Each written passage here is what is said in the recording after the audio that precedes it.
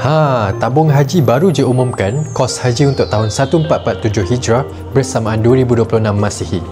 Kos keseluruhan untuk seorang jemaah muassasah kekal RM33,300.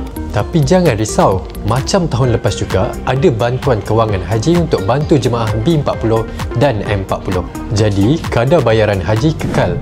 B40 bayar RM15,000, M40 bayar RM23,500 dan T20 bayar penuh RM33,300.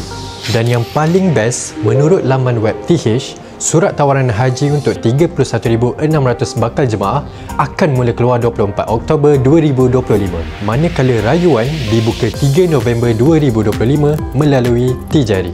Layari media sosial TH untuk maklumat lanjut. Dan sesiapa yang menunggu panggilan haji, semoga tahun inilah rezekinya.